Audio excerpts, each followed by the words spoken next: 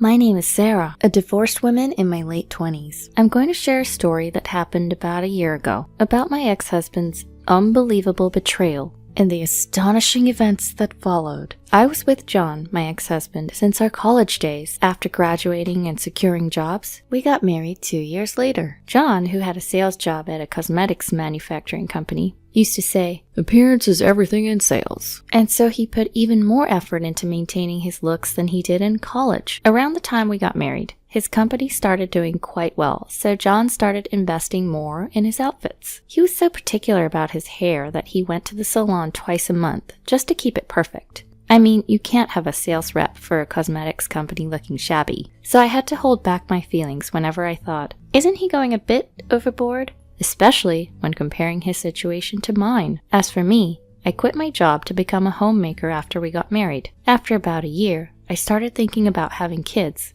But John would always respond with, "We don't have enough money. It's just not possible right now," and was reluctant to agree. So I reluctantly started working part-time to convince him. I juggled 2 jobs, worked 5 days a week at both a gas station and a grocery store. It was exhausting, both physically and emotionally, to the point where I felt I might be busier than John himself. I couldn't even go to a hair salon often. Yet what kept me going was John's kindness that he expressed occasionally. Once every 3 months or so, there were days when he would make a reservation for the both of us at the hair salon. We spend the whole day together, just being out on a date. We would get our hair done in the morning, and then go shopping or watch movies. Although there were things I wished John did better, the time spent together on our dates made up for it. Those dates helped ease out our tension and maintain our healthy relationship. However, 2 years after getting married, Megan, a friend from our college days who lived nearby, told me this. "Sarah, did you know there's a rumor going around that John's cheating on you with another woman?" Of course, I, who had no way of knowing such a thing, was shocked. Unlike me, Megan was already a mother of 2. She was enjoying her daily meetups with other moms in the park. Among the gossip there, it seemed there was one about John going into a hotel with a young woman every Friday. Sure enough, John was usually late coming home on Fridays, but that was because he had to tally the week's sales results for the weekend. At that time, I completely believed his story. Thinking it must be some mistake, I tried to tell Megan, but she countered, "I saw it once too." Megan grabbed my shoulder and persuaded me in a strong tone. "Something's fishy for sure. You have to talk to him about this." That day, I told John about the gossip. Really because Megan pushed me to talk to him, but also because I wanted to be reassured and tell others that it wasn't true. I thought that if I confirmed this with John and he denied it, I could feel at ease. As expected, John refuted my story, saying it was just a rumor. "There's a female employee who came from out of state for our meeting. It seemed she would be late returning home, so I took her to the hotel she stayed at. Don't take strange rumors seriously." He snapped back and denied the rumor. I didn't think he would be this upset for being doubted, so I didn't know how to respond for a second. Then I felt very bad for doubting my husband when he did nothing wrong. I deeply regretted accusing my husband of cheating even for a bit. However, right after that, I witnessed my husband entering a hotel with a woman. The 2 of them, arm in arm, looked like nothing but lovers. John was wearing the suit he had worn to work that day, and the woman was in a hoodie. It didn't look like something you'd wear to a company-wide meeting. I remembered that they were seen going to the hotel every Friday, so I started to stake out around the hotel in the evenings every Friday. And sure enough, every week, John appeared with this woman. John always had his sunglasses on, and the woman had her hood deep over her eyes, seemingly trying not to be noticed. But it was the figure of my husband whom I saw every day. He wasn't under much disguise, so it was clear that it was my husband. I knew I needed proof, so I took pictures with my phone. I had to do something, so I took the initiative to contact my in-laws and explain the situation. However, the 2 of them,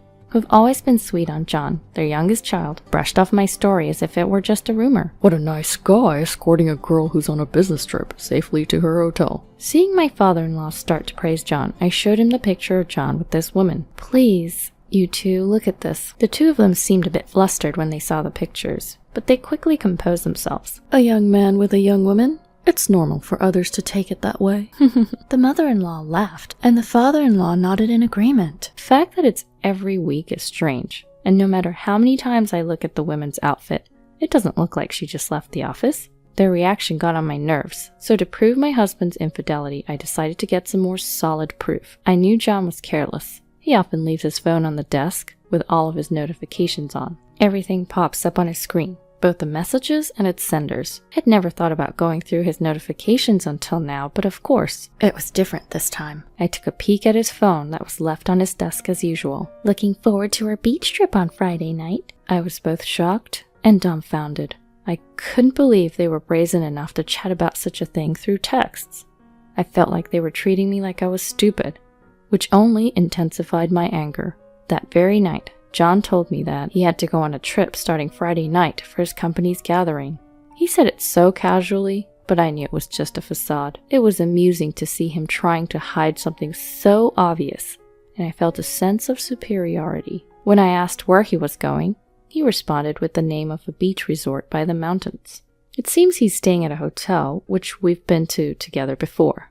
When I called the hotel, they indeed had a reservation under John's name for Friday night. That Friday, I decided to bring my in-laws to the said hotel. Charles, my nephew-in-law, a vocational school student living with my in-laws, also wanted to come. He must have heard from my in-laws. Charles is the only son of John's eldest brother. He lost his parents in a car accident when he was in elementary school, and has since been raised by my in-laws, perhaps due to their close age. Charles was particularly fond of John among many uncles and aunts. Following John's lead, he even started to become interested in fashion, and has been saying he wants to be a hairstylist. John seemed to be very happy that Charles liked him. The two of them were more like brothers than uncle and nephew. They called each other by all sorts of nicknames, too. He must have found it hard to believe the unfaithfulness of his beloved young uncle. Just like me a little while ago. He must have wanted concrete proof that things were not what they seemed. The thought of this hurt my heart. But in the end, he couldn't come because he had school. Fateful Friday, I arrived at the hotel a little earlier than the time John and the women's check-in time, and waited for them with my skeptical in-laws. "He's probably not coming," my father-in-law murmured, relieved when they didn't show up after waiting for a while. However, just as my father-in-law sighed and started to get up from his seat, they arrived. A man in a suit and incongruous sunglasses, and a woman whose face was half hidden by the hood of her hoodie, arrived. As soon as the two walked through the entrance of the hotel, they kissed without waiting for the automatic door behind them to close.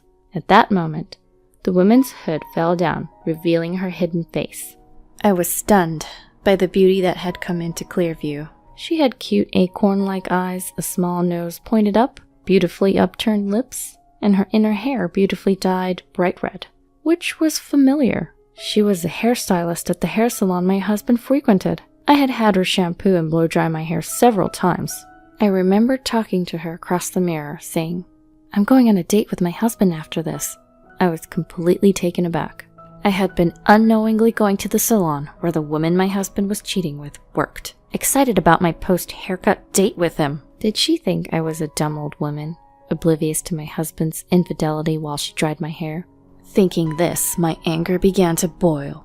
I wanted to strike down both John and the woman. I looked at my in-laws. You both understand now, right? John is undoubtedly having an affair. They made faces as if they had bitten into sand and apologized. Never mind that. Could you please cooperate with me? Later at dinner, my in-laws and I sat next to John and the woman.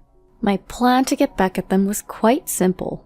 We would appear in front of them and confront them in a situation where they couldn't make excuses. I thought that if it became known that he had been unfaithful not only to me, but also to his parents, even John would learn his lesson. "Good day." As I greeted him, John, turning to me, widened his eyes so much that the outlines of his pupils were discernible. His lover asked, "What? Who are they?" But John's half-open mouth just flapped without any words coming out. Anger surged in me again towards his mistress, who didn't even recognize me. I retorted in a sharp tone. "More like, who are you? A colleague from work?" For the first time, his mistress reacted and was taken aback. Seems like she finally recognized me. She tried to get help from John by making eye contact, but John was stunned too. I blurted out, "So it's true that you go to a hotel with some woman. How could you be so bold and lie to me? You were actually cheating on me, and yet you got mad at me for doubting you. As soon as you guys entered here, you two were kissing. We saw it clearly." At this point, anger flared in John's eyes. He glared at me and said in a low voice, "Cheating? What do you mean?" and raised his voice. "So you're telling me it's all my fault? Shut up. You were so busy with your part-time job or whatever, and never bothered to dress well for yourself. You always look so shabby, and I can't be going out with someone like you." Spurred by my husband's counterattack, his lover suddenly became more energetic. "By the way, are you his wife? I couldn't even tell at first glance because you look so shabby. Gosh, I even gave you a wonderful haircut at my place." "How dare you talk to her like that?" Finally, my father-in-law raised his voice. "John, shut this girl up right now. And John, how dare you talk to your own wife like that?" "Shut up. That's how you make me the bad guy." "Well, that's to be expected. Unlike my older brother and sister, I'm never good enough. You always made me take on extra classes because I was never talented." "John, that's not right." "Shut up, old hag." John raised his voice again, but my mother-in-law was right. My mother-in-law had always told me, John's older brother and sister struggled in school, so we made John attend extra classes and tutoring, so he wouldn't have to struggle like his siblings. We did everything we could to make sure John didn't fall behind in school. He was showered with love, yet his view was skewed. After that, John continued to insult me and his parents, who tried to confront John, loudly calling them old man and old hag. "All of you don't understand me and always put me down. That's why I couldn't stand it and went for a girl who understands me. What's wrong with that?" Suddenly, John's phone rang. It was a call from someone. At first, John ignored it, but annoyed by the relentless ringing, he took out his phone to check it. Immediately, I could see the blood draining from John's face. Wondering what was wrong, I peeped at the screen to see a text. And just by looking at the text, I could tell his fury was flooding in like a demon. "How dare you? Because of you, our reputation is ruined. What are you doing and where are you? Come to my office right now." For some reason, John's boss was furious. I had no idea what was going on. John's phone went off again. This time it seemed to be a call, and John answered in a flustered manner. "Charles, it's not what you think it is. I can explain." He got a call from Charles. From the moment I confronted John, I had called Charles to let him hear everything that went down. Charles requested for me to do so. Charles' voice was loud enough for us to hear. "No, I know just exactly what you did. I heard everything. I can't forgive you for all the rude things you said to your wife. And berating my grandpa and grandma. How dare you? Also, Ashley will get a call soon too." At Charles' words, John's mistress shuddered. Huh? How does Charles know John's mistress? She's getting a call? From whom? I wondered, but I soon learned why. "I'm currently interning at a hair salon for school, and the owner of the salon's right here with me. He's been listening to everything. He said he's even contacted your boss, John." "Yes, that's right. Charles is aspiring to be a hairstylist and attends a cosmetology school. The salon where he is interning turned out to be the one John frequents. In retrospect, I just remembered that Charles was the one who introduced the place to John. But why would his manager call John's boss?" In the middle of the call with Charles, John's phone went off again. John hurriedly looked at his phone, which he held up to his ear. The call was from his boss, the same one from earlier.